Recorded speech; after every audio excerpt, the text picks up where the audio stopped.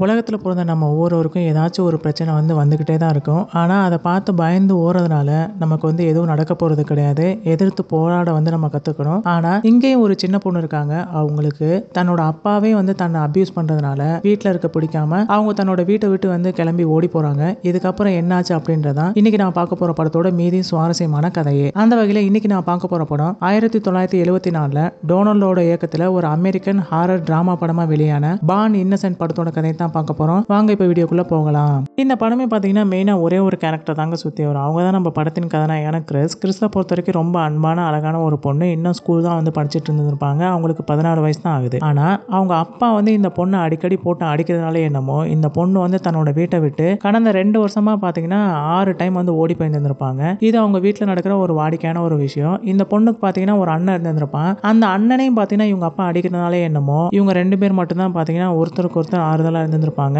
இது எல்லாமே பாத்தீங்கன்னா அவங்க அம்மா எதுவுமே கேட்டு இருந்திருக்க மாட்டாங்க. அதனாலே என்னமோ இவங்க அண்ணன் இருக்காங்க பாத்தீங்களா, கிறிஸோட அண்ணன் அந்த வீட்டை விட்டு வெளியில ஓடி போய் டஸ்கன்ல செட்டில் ஆகிறான். அங்க ஒரு பொண்ணை கல்யாணம் பண்ணிட்டு அங்கேயே செட்டில் ஆகிறான். ஆனா இந்த பொண்ணுக்கு இன்னும் ஸ்கூல் தான் படிச்சுட்டு இருக்காங்க. எங்க போகணும் அப்படின்னு தெரியாது இல்லையா. சோ அதனாலதான் பாத்தீங்கன்னா நம்ம கிறிஸ் என்ன பண்றாங்கன்னா அவங்களோட வீட்டை விட்டு அடிக்கடி ஓடி போயிடுறாங்க. இவங்க அம்மா அதை கண்டுக்கிறதா கிடையாது. இப்ப படத்தோட ஸ்டார்டிங்ல பாத்தீங்கன்னா மறுபடியும் அவங்க அப்பா நம்ம கிறிஸ் அடிக்கிறதுனால நம்ம கிறிஸ் என்ன பண்ணிருப்பாங்கன்னா வீட்டை விட்டு வெளியில ஓடி போயிருந்திருப்பாங்க. அப்படி ஓடி போற அந்த பொண்ணை போலீஸ் கஸ்டடியில எடுத்து அந்த பொண்ணை கோர்ட்டு கூட்டிட்டு போறாங்க. அங்க போனதுக்கு அப்புறம் அங்க இருக்க நீதிபதி கூட கேக்குறாங்க, இந்த மாதிரி என்னமாச்சுன்னு சொல்லி கேட்டோன்னே அந்த பொண்ணு பேசாமே இருக்காங்க. அப்ப கூட கூட்டிட்டு வந்த அந்த போலீஸ்காரங்க சொல்றாங்க, இந்த மாதிரி இந்த பொண்ணு கடந்த 2 வருஷமா 6 டைம் வீட்டை விட்டு ஓடி போயிட்டாங்க. எங்களுக்கு என்ன பண்றதுனே தெரியலன்னு சொன்னோடனே அப்பதான் அந்த ஜட்ஜ் சொல்லுவாங்க, ஓகே இந்த மாதிரி இந்த பொண்ணு போயிட்டே இருக்காங்க அப்படின்னா அவங்க அம்மா அப்பா கூட இந்த பொண்ணை பார்க்கவும் இல்ல. அப்ப அவங்களே இவங்களை விட்டுட்டாங்க போலன்னு நினைக்கிறேன். அப்ப இந்த பொண்ணை கொண்டு போய் ஒரு சீர்திருத்த பள்ளியில சேருங்கன்னு சொல்லி இருந்திருப்பாங்க. உடனே அந்த போலீஸ்காரங்களே நம்ம கிறிஸை கூட்டிட்டு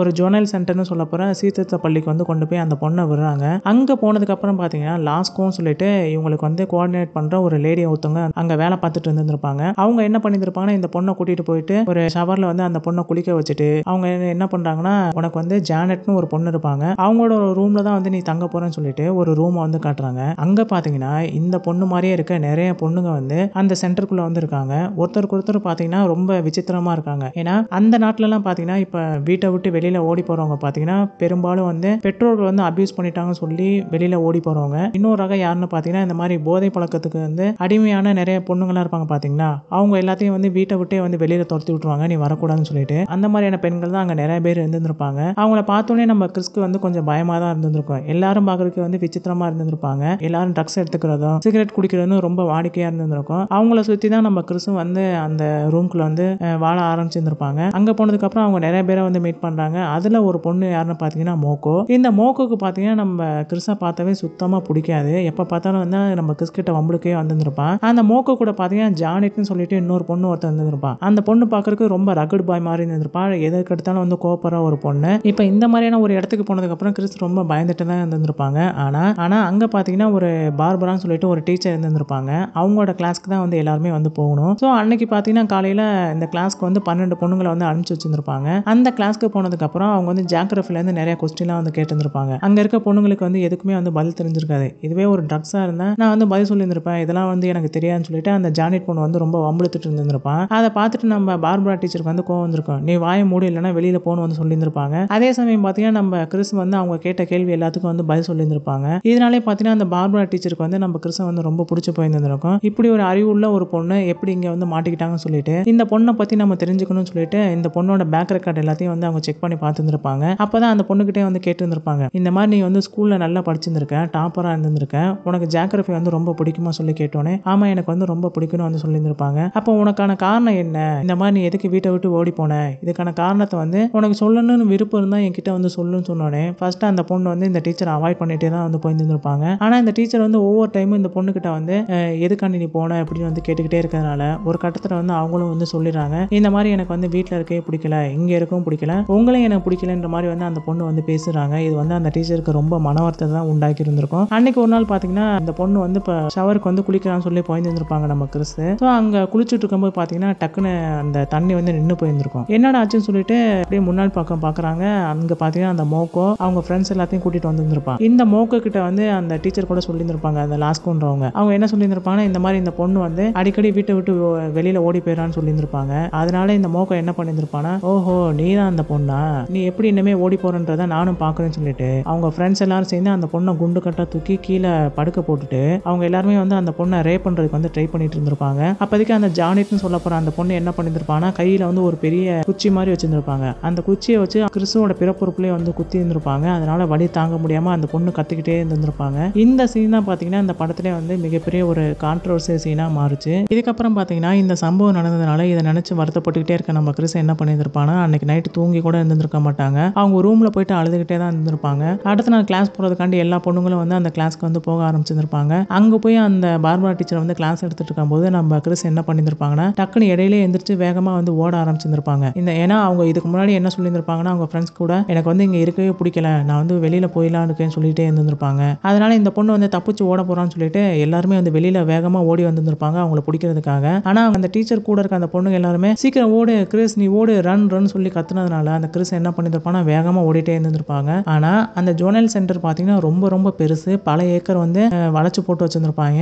ஆனா அதை சுத்தி பாத்தீங்கன்னா ஒரு மிகப்பெரிய கேட் ஒன்று இருந்திருக்கும் முள்ளு கம்பி போட்டு. ஸோ இந்த பொண்ணால வந்து அந்த முள்ளு கம்பியை தாண்டி போயிருந்திருக்க முடியாது. அதுக்குள்ள இந்த டீச்சர் என்ன பண்ணிருப்பாங்கன்னா அங்க இருக்க கார்டியன்ஸ் கிட்ட எல்லாம் வந்து அலர்ட் பண்ண உடனே அவங்களாம் வந்து கார் எடுத்துட்டு வந்து இந்த பொண்ணை கூட்டிட்டு போயிருந்திருப்பாங்க. ஏமா நீ வந்து இங்க இருந்து வந்து தப்பிச்சு போலான்னு பாக்குறியா, அதெல்லாம் முடியாத காரியம் சொல்லிட்டு அவங்க எல்லாம் என்ன பண்றாங்கன்னா இந்த பொண்ணை வந்து ஒரு தனியான ஒரு செல்லுல வந்து போடுறாங்க. அது வந்து ஐசோலேஷன் செல்லு. அங்க வந்து அவங்களுக்கு சாப்பாடு மட்டும் தான் வரும், மற்றபடி அவங்களால வெளியில எங்கேயுமே வந்து போயிருந்திருக்க முடியாது. அப்பதான் அந்த பொண்ணுக்கு வந்து ஒரு விஷயம் வந்து தென்படும். அங்க வந்து ஜானட்னு சொல்லிட்டு ஒரு பொண்ணை வந்து பார்ப்பாங்க. அவங்க பாத்தீங்கன்னா ஒரு பிரெக்னென்ட்டான ஒரு பொண்ணு. அவங்களுக்கு வந்து இந்த மாதிரி அபியூஸ் பண்ணதுனால அவங்க பாய் ஃப்ரெண்ட் வந்து விட்டுட்டு போயிருந்திருப்பான். அந்த குழந்தைய வந்து ஃபர்ஸ்ட் இவங்க கலைக்கலாம் சொல்லி முடிவு எடுத்திருந்திருப்பாங்க. ஆனா இங்க வந்ததுக்கு அப்புறம் நம்ம கிறிஸ் கூட பழகுனதுக்கு அப்புறம் இவங்களுக்கு வந்து அந்த குழந்தைய வந்து பெத்துக்கணும்னு சொல்லி முடிவு பண்ணியிருந்திருப்பாங்க. அதை வந்து நம்ம கிறிஸ் வந்து நினைச்சு பார்த்திருப்பாங்க. இப்படி ஒரு பொண்ணு இருக்கும்போது நம்ம எதுக்கு வந்து இங்க இருந்து தப்பிச்சு போகணும், நம்ம ஏன் வந்து சூசைட்லாம் வந்து அட்டன் பண்ணணும்னு சொல்லிட்டு அவங்க யோசிச்சுட்டே இருந்துட்டு அந்த விஷயத்த வந்து அப்படியே விட்டுருந்திருப்பாங்க. இதை பத்தி அந்த டீச்சர் கூட வந்து கேட்டிருந்திருப்பாங்க, நீ எதுக்காக ஓடி போன, என்கிட்ட வந்து நீ சொல்லியிருந்திருக்கலாமேன்னு சொல்லி அவங்க வந்து கேட்டிருந்திருப்பாங்க.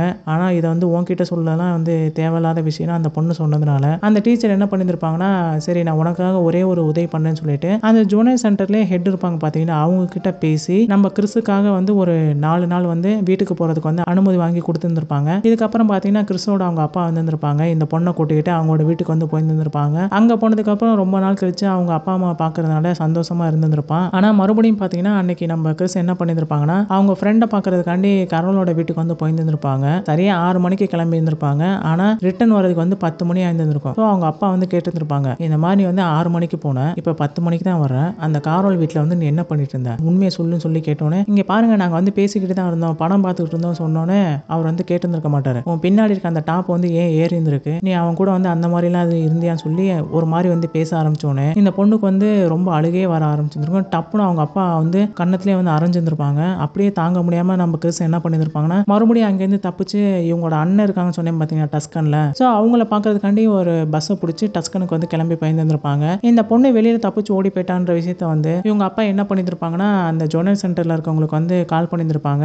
அங்க இருக்க அந்த போலீஸ்காரங்களாம் என்ன பண்ணியிருந்திருப்பாங்கன்னா இவங்க அப்பா சொன்னதை வச்சு பிரதரோட வீட்டுக்கு தான் போயிருந்திருப்பாங்கன்னு சொல்லிட்டு அங்க வந்திருந்திருப்பாங்க அந்த போலீஸ்காரங்க எல்லாருமே. அட் த சேம் டைம் நம்ம கிறிஸோட அவங்க அண்ணன் என்ன பண்ணியிருப்பாங்கன்னா கிறிஸை கூட்டிட்டு அங்க இருக்க ஒரு இடத்துக்கு போய் 2 பேரும் உட்காந்து பேசிட்டு இருந்திருப்பாங்க. அப்ப அவங்க அண்ணன் வந்து சொல்லுவான், இந்த மாதிரி கிறிஸ் நான் முன்ன மாதிரிலாம் இல்ல, எனக்கு வந்து கல்யாணம் ஆயிடுச்சு, எனக்கு வந்து ஒரு ஃபேமிலி வந்துருச்சு, என்னால ஒன்னெல்லாம் வந்து கூட்டிட்டு போக முடியாதுன்னு சொல்லி இருந்திருப்பான். இங்க பாருண்ணே நீ வந்து என்ன வச்சுக்கலாம் வேணாம், நான் வந்து இங்கே ஏதாச்சும் ஒரு வேலை தேடிப்பேன்னு சொல்லி இருந்திருப்பா அவளும். இங்க பாரு உனக்கு வந்து 14 வயசு தான் ஆகுது, உனக்கு வந்து என்ன வேலை தெரியும், உனக்கு வந்து யார் வேலை கொடுப்பா, அதனாலதான் நான் வந்து நேற்று போலீஸ் வந்து என்கிட்ட வந்து இன்ஃபார்ம் பண்ணியிருந்தாங்க, நான் வந்து வர சொல்லிட்டேன், என்னை வந்து மன்னிச்சுன்னா அவங்க பிரதர் வந்து சொல்றப்பயே பாத்தீங்கன்னா பின்பக்கத்துல இருந்து நிறைய போலீஸ்லாம் வந்து இருந்திருப்பாங்க. என்னை வந்து நீ ஏமாத்திட்டேன்னு சொல்லிட்டு கிறிஸ் கத்திக்கிட்டே தான் வந்து இருந்திருப்பான். அப்படியே போலீஸ் எல்லாம் என்ன பண்ணிருப்பானா மறுபடியும் அவளை கூட்டிக்கிட்டு அந்த ஜோனே சென்டர்ல கொண்டு போய் விட்டு இருந்திருப்பாங்க. அப்ப அவங்க கூட இருக்க அந்த ஃப்ரெண்ட்ஸ்லாம் வந்து கேட்டு இருந்திருப்பாங்க, என்னம்மா எங்கேயோ தப்பிச்சு போலாம் சொல்லிட்டு இருந்தேன், மறுபடியும் இங்க வந்துட்டேன்னு சொல்லி அவங்க எல்லாம் பேசி கலாச்சிட்டு இருந்திருப்பாங்க. இதெல்லாம் அவளுக்கு ரொம்ப சோகத்தை தான் ஏற்படுத்திட்டு இருந்திருக்கும். ஆனா அந்த டீச்சர் மட்டும் பாத்தீங்கன்னா இவங்க கிட்ட வந்து ரொம்ப க்ளோஸா வந்து பேச முயற்சி பண்ணியிருந்திருப்பாங்க.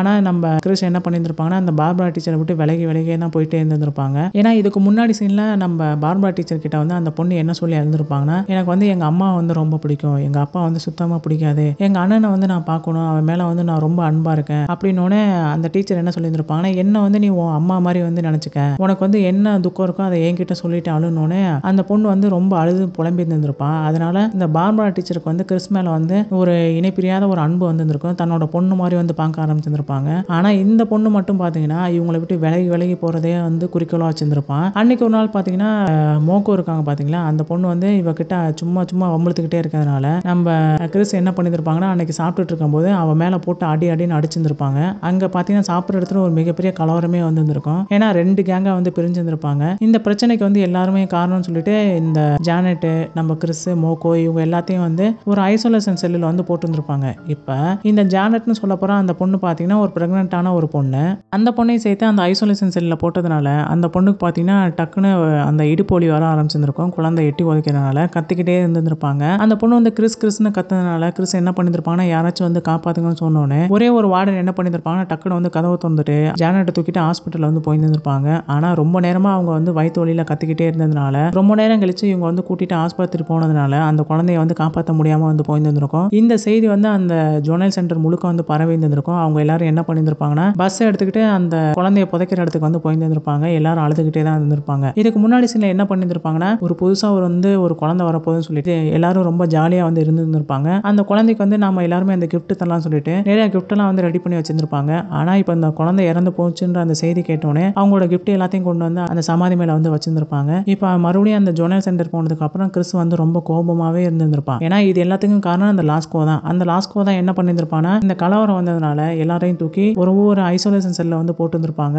ஆனா இந்த ஜானட் பாத்தீங்கன்னா பிரெக்னன்ட்டான ஒரு பொண்ணு. அந்த பொண்ணு அங்க போட்டதுனால தான் இவ்வளவு பெரிய ஒரு பிரச்சனையே வந்து நடந்திருக்கும். சோ இதனால நம்ம கோமார நம்ம கிறிஸ் என்ன பண்ணிருப்பாங்கன்னா, மறுபடியும் வந்து இந்த லாஸ்கோ வந்து பார்க்க போயிருந்திருப்பாங்க. அந்த லாஸ்கோ வந்து அங்க இருக்க பொண்ணு கூட வந்து சீட்டு விளையாண்டுட்டு இருந்திருப்பாங்க. சோ அவங்க கிட்ட போயிட்டு இந்த மாதிரி நான் குளிக்க போறேன், எனக்கு வந்து ஷாம்பு கொடுங்க சொல்லி வந்து கேட்டிருந்திருப்பான். உடனே அந்த லாஸ்கோ என்ன பண்ணிருப்பான், ஷாம்புவா, நீ இன்னைக்கெல்லாம் குளிக்க வேணாம், நாளைக்கு குளிச்சுக்கலாம், நீ போன்னு வந்து சொல்லியிருந்திருப்பான். ஆனா நம்ம கிறிஸ் வந்து கேட்காம எனக்கு ஷாம்பு கொடு, நான் வந்து குளிக்கணும்ன்ற மாதிரி சைக்கோ மாதிரி வந்து கேட்டுக்கிட்டே இருந்திருப்பாங்க. கூட இருக்க அந்த பொண்ணுங்க லாஸ்கோ நீ போய் ஷாம்பு தான் கொடுவேன், அவன் வந்து குளிக்கட்டும்னு சொன்னோன்னே இந்த லாஸ்கோ வந்து கேட்டு இருந்திருக்க மாட்டாங்க. அந்த வார்டன் பொண்ணு இந்த மாதிரி நீ எதுக்கு குளிக்க போற போடின்னு சொல்லின்ற மாதிரி அவங்க வந்து பேசியிருந்திருப்பாங்க. இதனால கோவமாகற நம்ம கிறிஸ் என்ன பண்ணிருப்பாங்கன்னா, இவளை பிடிச்சி திட்டி இருந்திருப்பாங்க. இந்த பக்கம் பாத்தீங்கன்னா அந்த மோக்கோட ஃப்ரெண்டான ஜானெட்னு இருக்காங்க பாத்தீங்கன்னா, அந்த ரகடான ஒரு பொண்ணு, அவங்க என்ன பண்ணிருப்பாங்கன்னா டக்குன்னு ஒரு கையில ஒரு பேட் கட்ட மாதிரி வச்சிருந்திருப்பாங்க. அதை எடுத்து டக்குன்னு அந்த லாஸ்கோ மேல வந்து அடிச்சிருவாங்க. ஏன்னா அந்த ஜானெட்டோட குழந்தை இறந்ததுக்கு மிக முக்கிய காரணமே இந்த லாஸ்கோ தான். சொல்லிட்டு அந்த லாஸ்கோ வந்து அடிச்சோடனே அங்க இருக்க பொண்ணுங்க எல்லாருமே வந்து எல்லா பொருட்களையும் தூக்கி போட்டு உடைச்சிருந்திருப்பாங்க.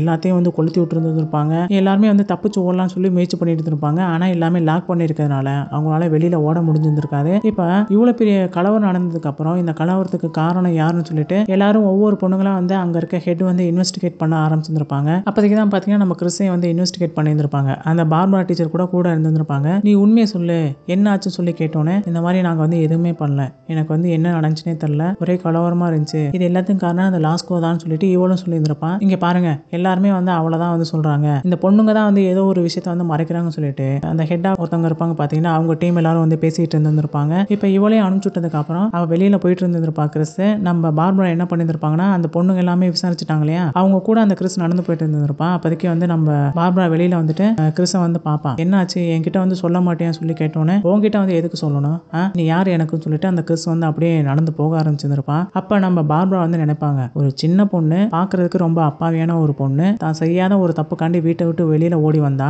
அவங்க அப்பா தான் இது எல்லாத்துக்கும் வந்து காரணம். அவ சின்ன வயசுல இருந்து ரொம்ப நல்ல பொண்ணா இருந்திருக்கா, ஸ்மார்ட்டா இருந்திருக்கா, நல்லா படிக்கிற ஒரு பொண்ணு. இங்கேயும் வந்து எல்லாரும் கூட வந்து அன்பா தான் இருந்திருக்கா. ஆனா இங்க வந்ததுக்கு அப்புறம் இங்க இருக்க சூழல் வந்து அவளையும் வந்து ஒரு வயலண்டான ஒரு பொண்ணா வந்து மாத்திருச்சேன்னு நினைச்சு அந்த பார்பரா டீச்சர் வந்து அப்படியே சோகம் கலந்த ஒரு அழுகையான ஒரு பார்வையில வந்து நம்ம கிறிஸ வந்து பாக்குறாங்க. அப்படியே இந்த படமும் முடிஞ்சிரும். இந்த படத்தை பத்தி சொல்லலாம் நம்ம நிறைய விஷயங்கள் வந்து சொல்லிக்கிட்டே இருக்கலாம். இந்த படத்துல வந்து ஒரு டேக்அவே என்னன்னா, இப்ப ஒருத்தன் வந்து நல்லவன் ஆகுறதும் கெட்டவன் ஆகுறதும் அவனை சுத்தி இருக்கிறவங்களால தான், அவன் அப்போதைக்கு இருக்க சூழல்னால தான் வந்து சொல்லுவோம் பாத்தீங்களா, அது வந்து இந்த படத்துக்கு வந்து கண்டிப்பா வந்து பொருந்தும். இங்க இருக்க அந்த கேரக்டர் பாத்தீங்கன்னா, அந்த கிறிஸை பொறுத்த வரைக்கும் ரொம்ப சின்ன பொண்ணு, அன்பான ஒரு பொண்ணு, ஸ்கூல்ல நல்லா படிக்கிற பொண்ணு. அவ செய்யாத தப்புக்காண்டி அவ வந்து தப்பு செஞ்சுட்டான்னு சொல்லி அவளை அடிக்கிற அவங்க அப்பாவா இருக்கட்டும், அதனால அங்கிருந்து தப்பிச்சு ஓடுற அந்த பொண்ணா இருக்கட்டும், இதெல்லாம் வந்து கேள்வி கேட்காத அவங்க அம்மாவா இருக்கட்டும், அவ அடிக்கிறேன் தேடி போன அவங்க அண்ணனா இருக்கட்டும், அவளை கைவிட்டுட்டான் பாத்தீங்கன்னா, அதனால இவ என்ன பண்ணிட்டானா மறுபடியும் அந்த ஜோனல் சென்டருக்கு போறதா இருக்கட்டும், அங்க போனதுக்கு அப்புறம் இந்த உலகமே இப்படிதான் சொல்லி அவ புரிஞ்சுக்கிட்டு வயலண்டா மாறதா இருக்கட்டும்,